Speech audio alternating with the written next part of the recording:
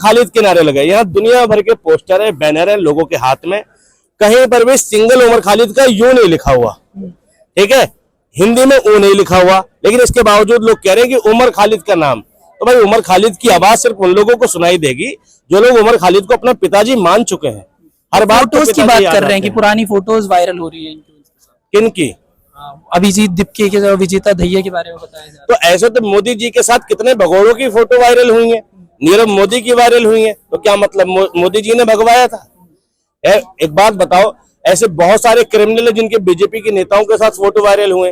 तो भाई कोई किसी से भी मिल सकता है, मेरे साथ भी आके बहुत लोग फोटो खिंचा लेते हैं, बाद में अगर कहीं वो पकड़ा जाए तो उसका क्या मतलब है कि मेरा उससे संपर्क है? भाई वो जांच का विषय हो जाता है, पुलिस जांच करती है, इन्वेस्टिगेट करती है। भाई अभिजीत दीपके का फोटो अगर आम आदमी पार्टी के साथ है या साथ भी दिया था, और आज अगर कोई किसी पार्टी से संबंधित है तो ये कौन सा कानून है कि वो प्रोटेस्ट नहीं कर सकता, वो विरोध नहीं कर सकता? कर सकता है ना। और कौन आदमी किसी और पार्टी में नहीं जाता है? हाँ, सभी पार्टी में जाते हैं, हर कोई दल बदल तो करता ही है। बिल्कुल।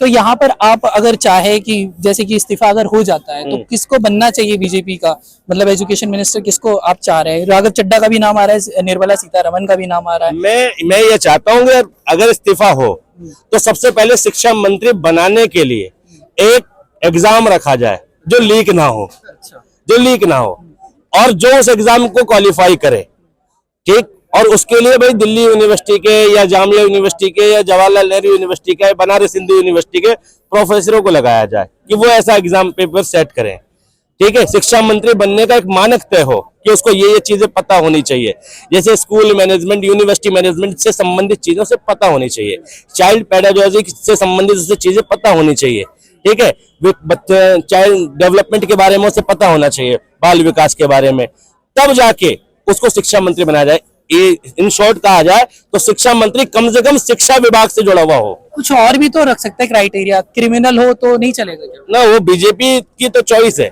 बीजेपी चाहे तो भाई यहाँ पर बहुत सारे लोगों को बना सकती है, ठीक है। वो क्या नाम था जिसने मर्डर किए थे बहुत सारे, अभी अजय मिश्रा टेक्निकल लड़का, उसको बना सकती है बीजेपी, लेकिन एजुकेशन मिनिस्टर बनाने के लिए क्राइटेरिया हो कि कम से कम वो शिक्षा विभाग से या उसने कभी शिक्षा दी हो, शिक्षा से जुड़ा हुआ व्यक्ति हो, एग्जाम हो, उसमें भी 10-20 लोगों में से इंटरव्यू हो, उसके बाद सिलेक्शन की प्रक्रिया हो।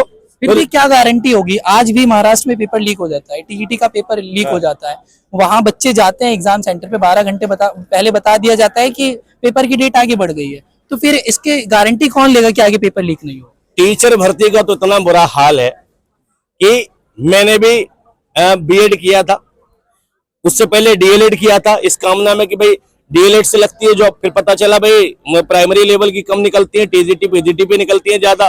तो भाई जैसी ग्रेजुएशन पोस्ट ग्रेजुएशन कंप्लीट हुई, हमने भैया बीएड कर लिया, लेकिन भर्तियों का इतना बुरा हाल है, उत्तर प्रदेश में तो भर्तियां है ही नहीं, एक, और फिर भर्ती के नाम पर ऐसी भर्तियां आती है कि संविदा वाली भर्ती आती है, और फिर वो ऐसे राज्यों में आती है जो हमारे यहाँ से दूर होता है, फिर लंगड़े लूलों को भर्ती कर लिया जाता है, और फिर बाद में उनका पे स्केल बढ़ा दिया जाता है। टीचर एलिजिबिलिटी टेस्ट रखा गया है और हर जिले में हर से उसमें होता है, स्टेट में होता है, जैसे यूपी में यूपी टेट है, हरियाणा में हरियाणा टेट है, महाराष्ट्र में एम टेट है। तो टेट का पेपर लीक होने का मतलब सीधे सीधे तौर पे ये है कि जो महाराष्ट्र के बच्चे हैं उनका भविष्य लीक हो गया, क्योंकि वो जो टीचर बनने नए टीचर उनको मिलने वाले थे वो मिलेंगे नहीं। अब जो भी टीचर पुरानी नौकरी कर रहे हैं वो 30-40 साल से हैं, जब तक एक डिकेड बाद इन्वायरमेंट बदल जाता है, सोच बदल जाती है, माहौल बदल जाता है, तो जब तक यूथ नहीं आएगा प्रोफेशन में तो नई चीजों की जानकारी नहीं होगी, नए विचार नहीं पता चलेंगे, और ये नए लोगों को आने ही नहीं देना चाह रहे। तो अगर पेपर लीक हो गया तो बीजेपी तो बिजी थी ना वहाँ पर, उद्धव ठाकरे और शिवसेना को तुड़वाने में। उद्धव ठाकरे और उसकी अभी एक फोटो वायरल हुई, हाँ, दोनों मिलने किसकी जिम्मेदारी है लीक रोकना या लीक ना होने देना? मैं पूछ रहा हूँ, बीजेपी कहीं भी बिजी हो, ये किसकी जिम्मेदारी है? और अगर तुम्हारी सरकार के रहते लीक हो रहे हैं पेपर तो कौन रिस्पॉन्सिबिलिटी लेगा? या तुम पूरे देश को इसी चीज में उलझाए रखोगे कि यादव तो यद मुल्ला होता है, जाट तो जट मुल्ला होता है, ब्राह्मण ब्रह्मुल्ला होता है, अगर वो मुसलमानों का सपोर्ट कर दे, इसी चीज में चलेगा क्या? या तुम कितने पुराने हो, तुम्हारे वंशावली कितनी पुरानी है, तुम कितने शूरवीर थे, इसी में चलेगा? भाई आज दुनिया के जितने भी विकसित देश हैं उन्होंने शिक्षा को अपनाया है। शिक्षित राष्ट्र के बिना विकसित राष्ट्र की परिकल्पना की ही नहीं जा सकती। आज हम चाइना की बात करते हैं, टेक्नोलॉजी वहां पर आ रही है, टेक्नोलॉजी की गंगा बह रही है और हमारे यहाँ अंधभक्तों की, तो फर्क तो पड़ता है ना जी। तो जब तक आप यहाँ पर टेक्नोलॉजी का विस्तार नहीं करेंगे, और टेक्नोलॉजी का विस्तार करने के लिए शिक्षा का विस्तार जरूरी है। कम से कम आज बहुत सारे बच्चे, हमारे देश की सबसे बड़ी दुर्भाग्य क्या है कि 12वीं के बाद बच्चे शिक्षा छोड़ देते हैं। हमारे देश की 70-80% बच्चे कॉलेज नहीं जा पाते। क्यों? क्योंकि बच्चों के पास गाइडेंस नहीं है, प्लस में पैसे नहीं है। 12वीं के बाद माँ बाप टूट चुके होते हैं, कहते हैं भैया अब अपने पैरों पर खड़े हो, कुछ करो। ये स्थिति है मिडिल क्लास की कि 12वीं के बाद माँ बाप बच्चे का साथ छोड़ने लगते हैं। जो उसमें 10-20% माँ बाप ऐसे हैं जो कहते हैं चल बेटा कॉलेज जा, और भाई कॉलेज जाने के बाद जब कोई ग्रेजुएशन कंप्लीट होती है तो सारे माँ बाप साथ छोड़ देते हैं।